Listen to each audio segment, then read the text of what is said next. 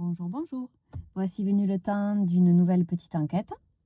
Il s'agit d'une personne que je connais, que je vois régulièrement, qui fait partie de mes accompagnés, qui m'a demandé d'aller voir, je cite, est-ce que tu pourrais faire une capsule sur les faux prophètes, les thérapeutes? Car pour moi, il y en a énormément. Il y en a peu qui travaillent avec leur cœur comme toi, comme moi et quelques personnes que je connais. Voici sa demande telle qu'elle me l'a formulée. Je trouve ce sujet passionnant. Et j'ai fait mon possible pour aller l'explorer rapidement malgré les nombreuses demandes que j'ai pour faire d'autres enquêtes. Alors c'est parti, on va explorer ça. Je propose qu'on aille d'abord explorer un thérapeute qui pratique de façon classique en se reliant à ce qu'on lui a appris. Et ensuite on ira voir un thérapeute qui travaille avec son ressenti, son cœur, son intuition. Commençons par un thérapeute qui a été formé de manière classique. Déjà, la première chose qui me vient, c'est application du protocole, des protocoles même. Je le vois bien souvent réciter dans son intérieur, même s'il n'en a pas réellement conscience, ce qu'il a appris, ce qu'on lui a enseigné, ce qu'on lui a inculqué. Et c'est un peu comme s'il était en mode automatique, un peu robotisé. Il fait ce qu'on a attendu de lui au départ pour qu'il ait son diplôme. Il se comporte en mode bon élève. Il fait ce qu'on attend de lui. Il utilise les symboles qu'on lui a appris. Il se relie à des égrégores bien souvent religieux, des dogmes, des choses toutes faites, mais il reste dans le général en fait. Ce qu'il ne fait pas, c'est se relier à chaque cas isolé. Il reste dans la généralité, ce qui fait que son approche ne correspond pas forcément à l'intériorité de la personne. Je pourrais dire, en écoutant ce qui me vient, qu'il n'écoute pas réellement son cœur. Je vois en filigrane que son cœur, il est un petit peu relié à ce qu'il fait, mais très peu. C'est plus le cerveau qui est relié à ce qu'il est en train de faire. Donc, il écoute sa tête, il fait appel à l'enseignement qu'il a reçu, mais pas réellement à son cœur. Et donc, la thérapie ne peut fonctionner de façon optimale puisque dans ce type de fonctionnement, quand on est thérapeute devant une personne qui veut être accompagnée, qui a besoin d'être accompagnée, il faut ouvrir les champs de tous les possibles et les besoins ne sont pas les mêmes pour tous ni pour toutes. Ça, c'est très important. Ce que je pourrais dire, c'est qu'il reste dans le tiède, dans la tiédeur, dans ce qui appartient au collectif, dans ce qui appartient à ce qui a déjà été utilisé, ce qu'il est encore. Ça manque de personnalisation, ça manque de cachet et surtout ça manque de connexion de cœur à cœur. Donc dans ce contexte, la thérapie ne peut pas être optimale. Par ailleurs, je vais revenir sur ce que j'ai perçu dès le début parce que je pense que ça mérite qu'on s'y arrête. C'est le cœur de mon enseignement d'abord. Quand on se relie par exemple aux égrégores religieux, où on se connecte aux anges, aux archanges. C'est vrai que j'y reviens régulièrement parce que ce sujet est vraiment trop important. Et je me permets d'en parler parce qu'en session, je répare les dégâts. Bien souvent, j'aide la personne à se reconnecter à sa souveraineté parce qu'elle a eu affaire à bien souvent des interférences. Quand on lui a dit qu'il fallait qu'elle se connecte à tel endroit, à telle religion, à tel archange, tel ange, ou bien que, là encore pire, le thérapeute l'a fait à sa place. Donc là, non seulement elle a remis son pouvoir à l'extérieur, mais en plus, c'est une autre personne qui l'a fait pour elle. Donc là, il y a eu double interférence. Voilà, en thérapie, la plupart des thérapeutes, je ne dis pas tous, hein, mais se relient à des choses qu'ils ont apprises. Hein, c'est ce que je disais au début. Et même des fois, sans le savoir, ils se relient à des enseignements christiques ou autres. Je parle d'enseignements christiques parce que, bon, c'est vrai que comme on est en France et c'est le plus répandu, je cite celui-ci. Mais ça peut être d'autres choses, pas forcément que le christianisme. Et bien souvent, sans le savoir, eh bien, ça fait partie de ce qui est diffusé dans le champ de l'autre personne sur le plan subtil. Et même si ce n'est pas fait consciemment, eh bien, il y a une forme d'interférence qui se diffuse dans son plan. Par exemple, un thérapeute qui est très croyant, pratiquant, qui ne voit que par les anges et les archanges, et il y en a, mon expérience me permet d'en parler, eh bien, sans même le faire directement, faire des prières ou je ne sais quoi qui vont s'orienter vers ça, la personne va le faire automatiquement puisqu'elle a grandi là-dedans, elle a évolué là-dedans. Donc ça, la plupart des thérapeutes classiques, sans même en être conscients, le diffusent sans s'en rendre compte. Alors après, si c'est fait consciemment ou par exemple dans leur protocole subtil, ils relient la personne sur le plan subtil, ils relient son cœur à un égrégore religieux ou à une forme pensée ou à un ange ou à un archange, eh bien la personne, qu'est-ce qui se passe dans son plan invisible? Elle fait confiance, elle s'ouvre, donc son champ dit oui à ce que le thérapeute est en train de faire. Bien souvent, d'ailleurs, de ce que je vois en session après, la personne s'est sentie mal juste après la thérapie. Et quand je questionne qu'est-ce qui s'est passé juste avant, est-ce qu'il y a eu des soins, est-ce qu'il y a eu des protocoles, est-ce qu'il y a eu dans son plan énergétique des choses qui ont été mises en mouvement. Et bien sûr, la plupart du temps, c'est un grand oui. Un thérapeute qui est intervenu et même par la suite, certains, on leur a parfois demandé de faire chez eux des protocoles d'ouverture de cœur, etc. Bon, voilà, ceci étant dit, on comprend mieux pourquoi parfois, après, le résultat n'est pas forcément bon. Pour la simple et bonne raison que quand on remet son pouvoir à quelque chose d'extérieur, surtout quand ça a trait à l'invisible, c'est quelque chose qu'on ne maîtrise pas. Puisque dans l'invisible, on ne sait pas réellement ce qui s'y passe, du moins de façon 3D et cartésienne, on n'arrive pas à voir clairement ce qui se joue dans l'invisible. Donc, en remettant son pouvoir à quelque chose d'hypothétique, un ange, un archange, un égrégore, une religion, on ne sait pas à quoi on se relie, mais on se relie à quelque chose. Bien souvent, on a les dégâts derrière et on ne sait pas trop comment s'en sortir. C'est bien pour ça qu'il est important, ensuite, une fois qu'il y a eu interférence, de se faire accompagner par quelqu'un qui redonne le pouvoir, redonne la souveraineté à la personne pour qu'elle puisse retrouver son bien-être avant d'aller voir le thérapeute. Parce que bien souvent, de ce que j'ai en session, c'est pire après être allé voir le thérapeute qu'avant. Avant, c'était pas terrible, mais après avoir vu le thérapeute, c'était carrément pire. Voilà, attention, je critique pas la façon de faire des thérapeutes de façon générale. Attention, je parle de mon expérience, de ce que j'ai constaté et de mon vécu, simplement. Voilà, donc pour finir sur le premier volet des thérapies classiques, ce qui manque en fait, c'est de la personnalisation. Il faut suivre son ressenti, son intuition, sa propre guidance. On peut suivre ses mains, on peut suivre les images que l'on reçoit de notre conscience, de notre intérieur, en lien avec la personne. Mais vraiment, c'est très important de se faire confiance. Parce qu'il n'y a pas de vérité exacte, il n'y a pas de règles toutes faites. Quand on travaille sur les plans subtils avec des thérapeutes lambda, eh bien, on ne peut que se faire confiance puisqu'on n'a pas dans la 3D de preuves qui va nous dire ce que tu fais là c'est bien, ce que tu fais pas là c'est moins bien. C'est compliqué. Il n'y a que l'intuition qui peut le dire. Et l'intuition, on ne peut pas la vérifier à 100%. C'est bien connu. Ça, tu le sais déjà. Voilà, là, je parlais du volet des thérapeutes qui travaillent sur le plan subtil. Maintenant, sur le plan physique, c'est un peu différent, mais c'est quand même tout à fait lié pour moi, parce que le plan subtil ne va pas sans le plan 3D. Donc, un thérapeute qui travaille de façon classique, par exemple, prenons le cas d'un ostéopathe, c'est ce qui me vient en premier, puisque bon, pour remettre d'aplomb le corps, c'est vrai que bien souvent, c'est quand même une technique qui est assez demandée, assez adaptée.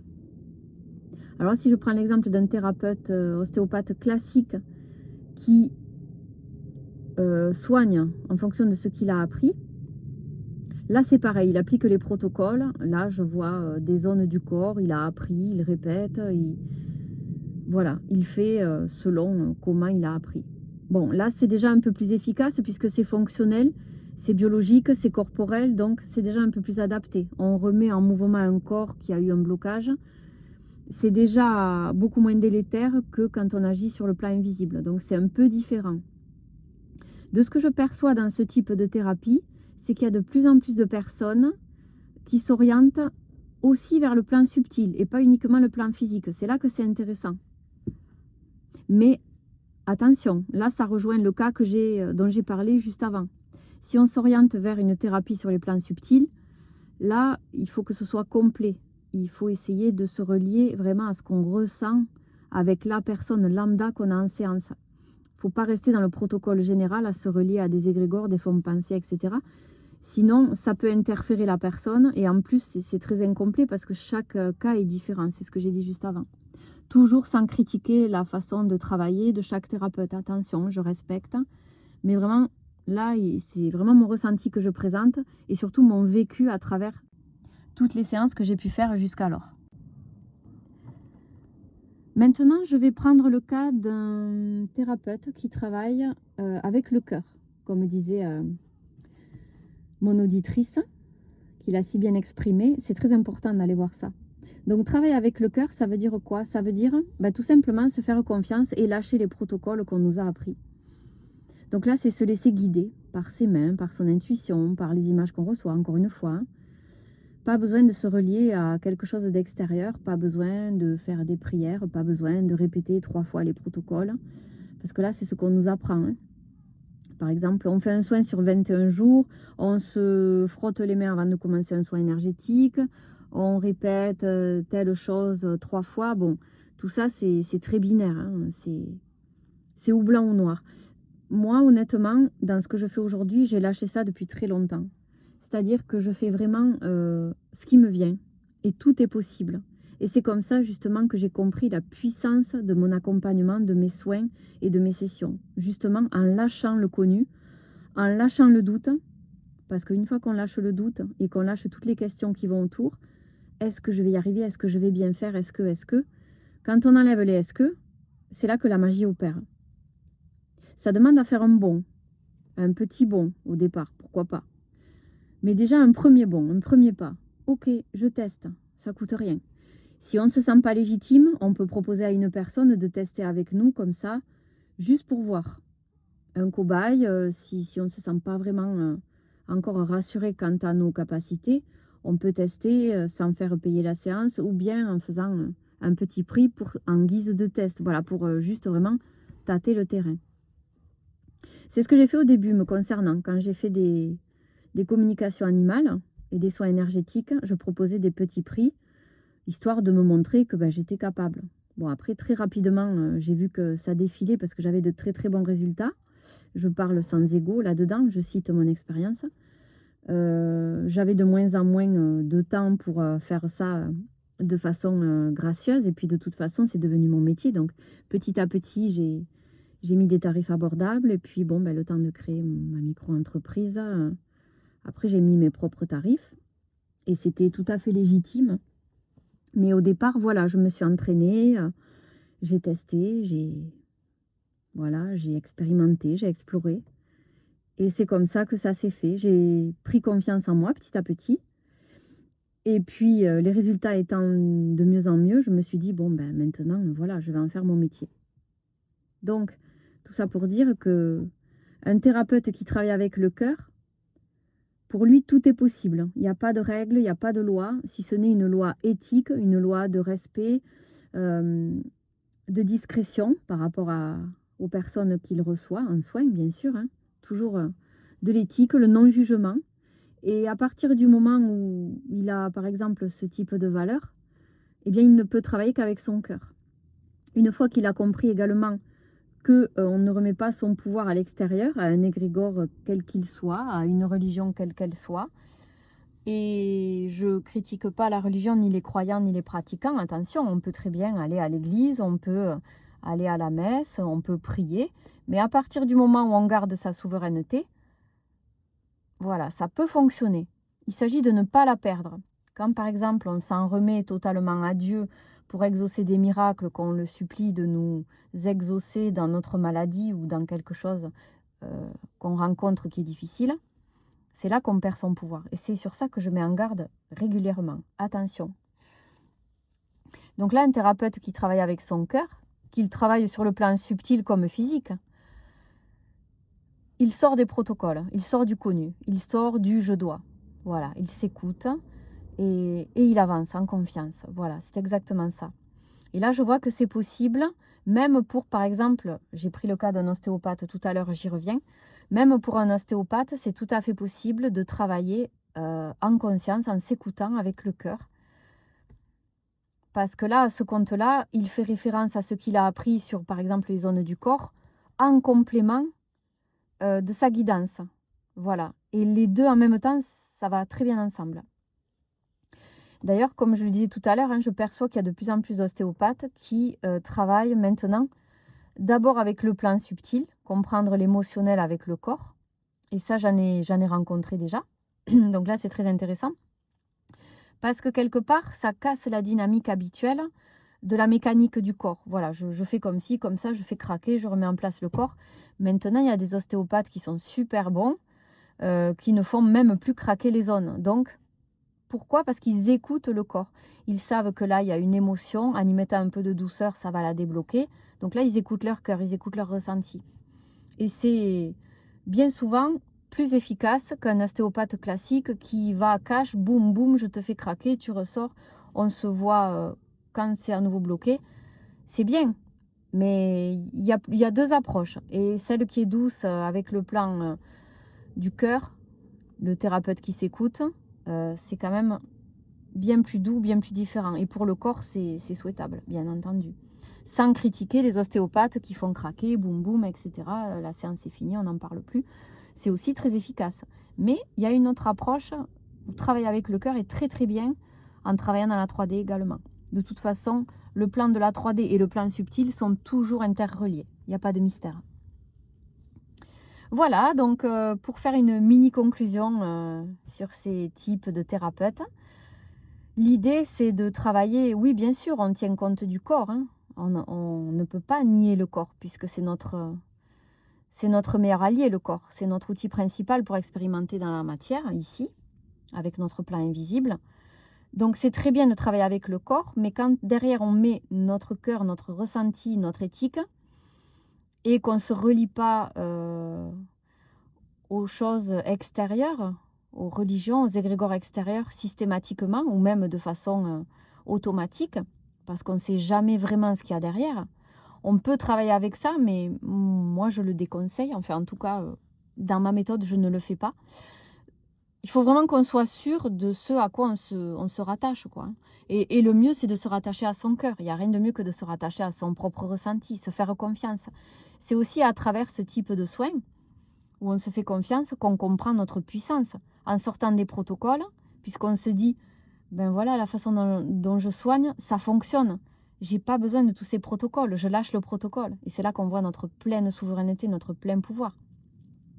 On se fait de plus en plus confiance, on avance de plus en plus, et on comprend qu'on est souverain et qu'il n'y a pas de limite dans, finalement, notre avancée dans la 3D.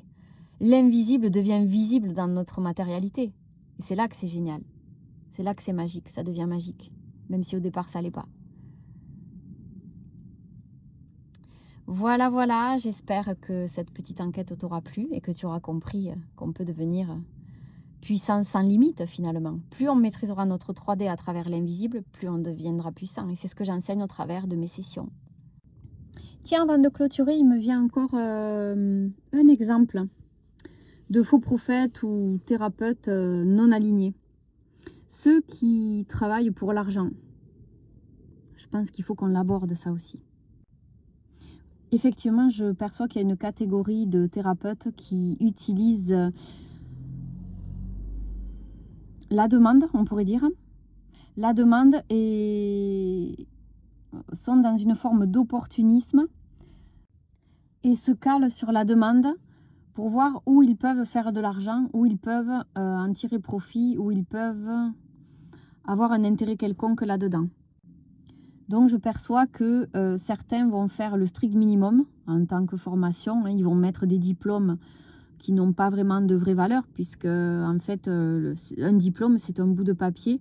Et si tu n'as pas vraiment intégré l'enseignement et que tu ne te relis pas à ton cœur pour faire de la thérapie, c'est pas vraiment fructueux. Les résultats ne sont pas mirobolants. Donc là, il y a un intérêt financier. Et il y en a beaucoup. Et ceux-là, on les repère au discours qu'ils tiennent. Ils tiennent des paroles rassurantes. Ils sont fuyants. Dès qu'on leur demande un suivi, tout de suite, ils formulent des réponses assez brèves. Et finalement, ils ne répondent pas avec profondeur aux personnes. Ils ne vont pas leur faire un long paragraphe, que ce soit oral ou écrit, pour vraiment leur dire où les personnes en sont. Ça va manquer de douceur, ça va manquer de détails. On va voir que ce sera une réponse brève et vraiment pour fuir finalement la réponse. En général, notre ressenti nous le dit, hein, la personne elle n'a pas envie de se casser la tête à nous répondre. Alors en général, après une session quand même, moi j'estime que c'est important de faire une belle réponse, un suivi, au moins un retour, et puis un petit débrief derrière pour voir ce qui se joue. Pour moi, ça fait partie de ma façon de fonctionner, hein. Évidemment, après, s'il reste des choses à explorer, on programme de se revoir en session. C'est l'idée, parce que par message et par vocal, on a du mal à désamorcer les schémas qui prennent du temps, justement. Il faut soigner les schémas à désamorcer. Ça ne se fait pas en un claquement de doigts, ça ne se fait pas en un vocal de 2 minutes. Non, c'est un travail qu'il faut faire en profondeur, en session, en direct, au travers du corps. Qu'est-ce qu'on ressent, où on en est, qu'est-ce qui m'apparaît. Voilà, et moi en session, c'est ce que je fais justement.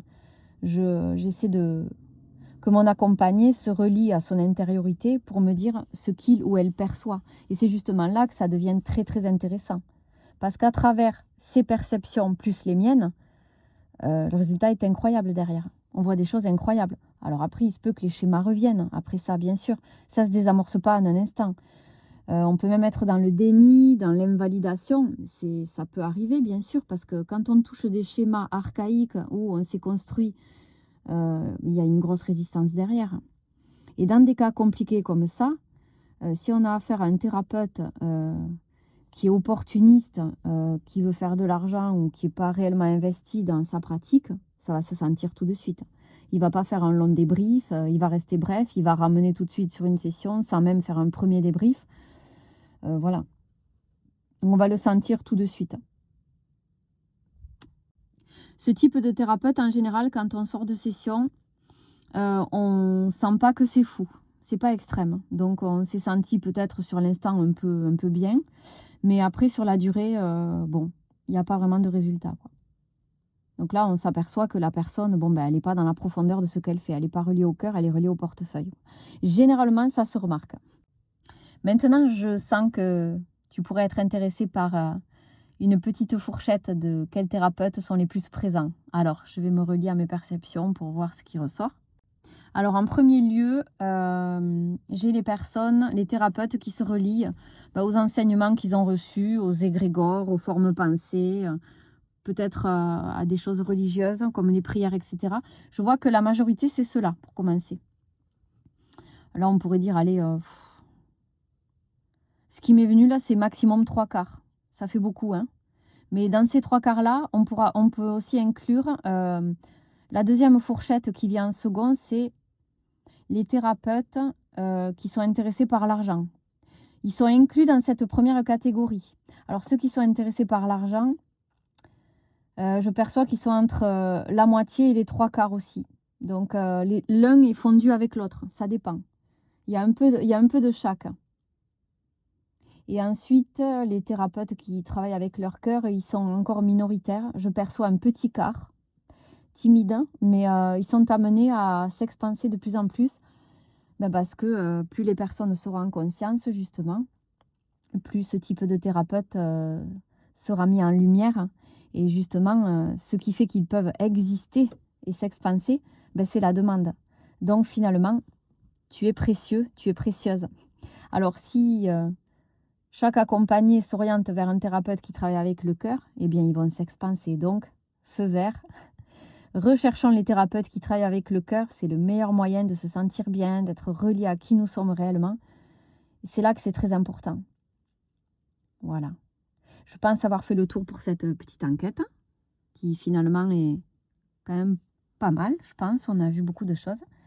J'espère qu'elle t'aura plu.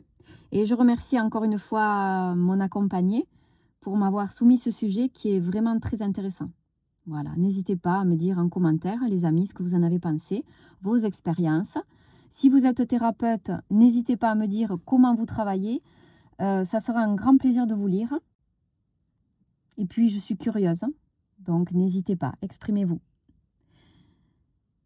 En tout cas, je te dis à très bientôt. Merci de m'avoir écouté. Merci pour ta fidélité. Et merci pour tes petits mots doux, toujours aussi adorables. À très vite pour une nouvelle enquête. Et pas que.